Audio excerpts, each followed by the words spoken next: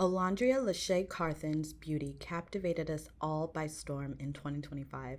Almost immediately after starring in Love Island USA, she was walking in New York Fashion Week shows and attending the CFDA Awards in custom Brandon Blackwood. That is not something everyone can just pull off.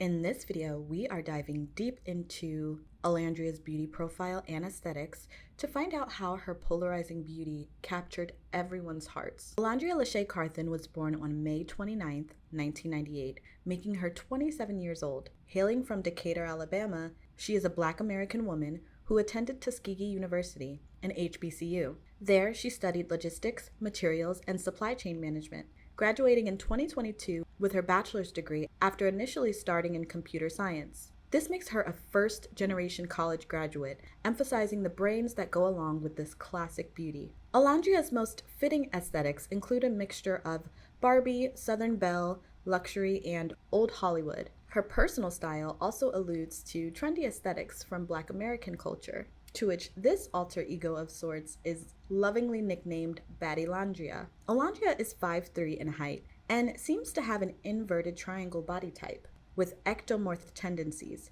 keeping her thin and lean with a fast metabolism. This archetype resembles the ideal body type of the 1930s, emphasizing her classic beauty type. Her body type gives a modeling advantage because of her shorter torso and long legs. This creates a taller appearance in photos, despite her being shorter in stature. She also accentuates her legs by wearing heels most of the time. She served some serious shoe game in the last season of Love Island USA, always strutting in high heels, demanding attention effortlessly. When it comes to Olandria's face shape, she has a classic oval face shape with almost perfect symmetry based on the rule of thirds. Her looks combine forward projection and slightly upturned vertical alignment, facial structure that aligns closely with traditional ideal aesthetic standards in both art and clinical dermatology. In other words, people pay to look like this woman. She has sculpted cheekbones that create a zygomatic arch, a defined jawline with a pointed chin,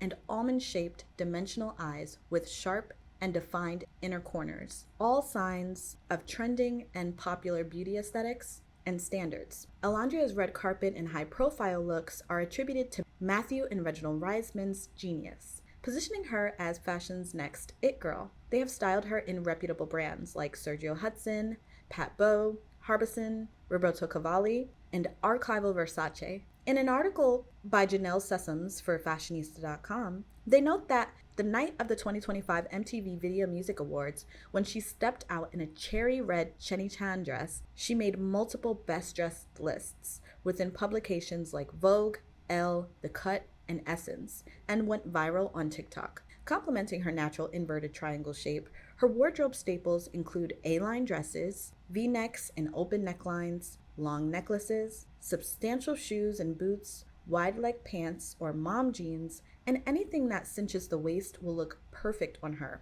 and anyone with a natural inverted triangle body shape. In an article published by Glamour magazine during Olavember, she expressed that growing up in Alabama helped me develop a special love for dressing well. Southern fashion is beautiful. It's clean, sophisticated, yet still has personality. She loves clothes that have a defined silhouette and a statement piece. She says that her beauty lies in the balance between elegance and self-expression, and that is the root of her style. Wonderfully put. The magazine noted her classic, old Hollywood silhouette. Her timeless beauty is hard to go unnoticed, with fans noticing her striking resemblance to vintage Black Barbie, circa early 1960s. Olandria has even coined Bama Barbie as a nickname of hers, telling Harper's Bazaar Vietnam magazine that Barbie has always represented the possibility of achieving anything. She can be anything. Barbie combined with Bama, it became a reminder of where I came from and of the little girl who dared to dream big. And dream big she does. When it comes to hair, Olandria is not afraid to experiment. From the bohemian goddess braids that we met her with, to coppered color hairstyles and blonde extensions, she proves her Barbie-esque flair by switching up her hairstyles often. Of course, her in dark, long tresses is what she is known for. We can see that she prefers voluminous hairstyles that are face framing, ranging from curly and straight styles, or opting for lace units and other protective styles that keeps her hair from damage. When she is wearing her natural hair, she prefers a silky blowout that shows off her hair health and length. According to her 10-minute beauty routine that she did with Allure, Olandria's iconic makeup look is not hard to achieve. From my observation, she uses a lot of mattifying products that may point to a combination or more oily skin type. Or if you just prefer a matte look in general, you may want to reference her makeup beauty routine. So she starts with a clean and moisturized base with a primed face. She uses the Charlotte Tilbury setting spray and sprays it on her brush so that it can become damp for easy application throughout the process. So usually she primes again with the Danessa Myricks Blurring Balm, which was actually one of my favorite products when I worked at Sephora. It's kind of like a foundation, but kind of like a primer, and it's very, very lightweight. And it's kind of used as a neutralizer to have your face base start with one color, but it's also a cream texture that I would imagine keeps your skin moisturized, especially after all of the matte products that she uses on top of it. In this video, she used the Anastasia Beverly Hills foundation, which is also a blurring foundation. Usually anything that is blurring is good for fine lines and oily skin. And when she applies her makeup, she uses stippling brush motions. However, when she is applying her base, she usually avoids the eyes because of her iconic bright under eye concealer routine. She doesn't want to get all that product caked up under there because that'll cause cracking and creasing. For her cheeks, she uses the NYX Sweet Cheeks liquid blush on the high points of her cheeks. And for her bright under eye concealer, she is said to be inspired by the UK girlies who do that iconic bright under eye. And in her routine, she uses the Too Faced Born This Way concealer, which is a very well-known concealer. It's full coverage.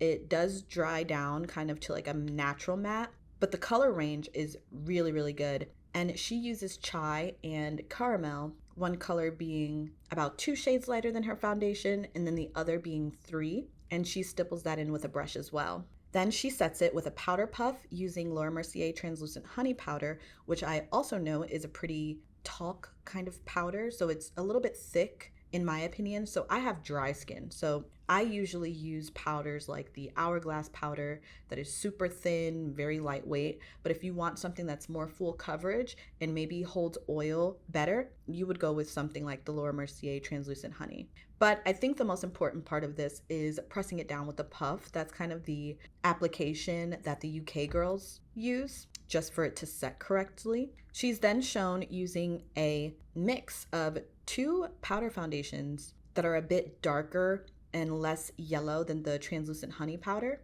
to set that again, which is also a part of the UK girl under eye routine. She uses the Maybelline Fit Me in dark 40 and medium deep. And for her final base or her finishing powder that kind of brings all of the makeup together, she uses a powder foundation by L'Oreal Paris in the color Deep Amber. And she says this avoids the flashback, and she kind of brings it over her under eye too, just to tone it down. After that, she refreshes with Juvia's Place Palette Volume 3 and 4 to reapply her blush. She loves blush, so really exaggerated blush is kind of a signature for her. It gives her that Barbie doll look. And then after she goes and does her eyebrows, which she does not like too dark, she has a super natural arch, so it really isn't that difficult for her to kind of fill in the brows and then have like a look. And then when it comes to her lips, obviously she has her signature lip liner combo that involves a deep dark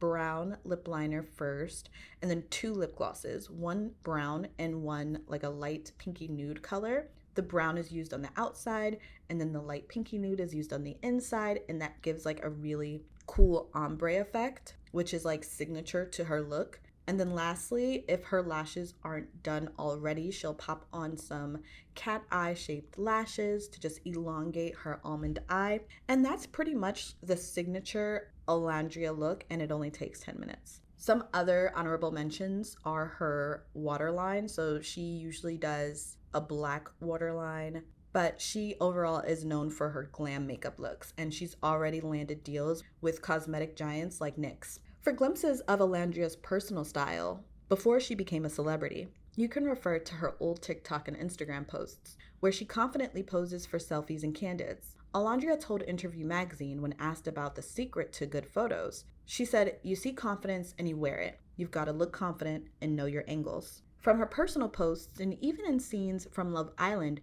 we can see that she favors gold jewelry that doesn't clash with her outfits. We can see her wearing simple gold pieces frequently, so maybe we can assume she prefers gold over silver based on her deep neutral undertone. She also really likes piercings, and she's kind of an alt girl, which people love about her. I love that about her too. As far as we know, she has a belly piercing where she usually wears dangling belly rings, and she also has a septum and a nose piercing, and recently got an eyebrow piercing, which looks so cute on her. Another fun fact is when it comes to her signature glow that we see on the red carpets, her makeup artist used Vaseline glazed and glistened gel oil in the color Golden Hour Glow. And in an article by Ebony, we find out that she smoothed the blend of the hydrating lipids and pure cocoa butter across Olandria's décolleté, arms, and legs, and the result was a goddess-like shimmer that melted into her skin without leaving a trace of greasiness. Other popular Olandria aesthetics include nail art,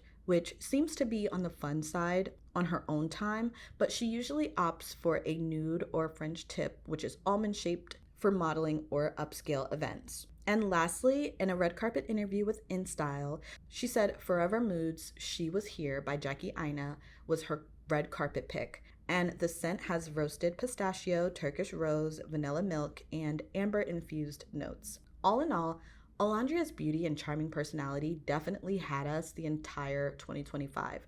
We just could not stop gawking over her every time a photo was posted. And it's really not that common to get that kind of buzz just from beauty. I mean, you had people out here saying, "I don't know who Olandria is, but she's all over my timeline and she's gorgeous." And then afterwards, they learn all about her accolades and her history with education and how talented and beautiful she is. And not only how beautiful she is, but how educated and how much of a role model she is as well. In most, if not all, posts about her, you can see people from all backgrounds expressing their enthrallment with her beauty. I, for one, am super excited to see what look she will serve in 2026. Which one of Olandria's beauty secrets or aesthetics are your favorite? Let me know in the comments.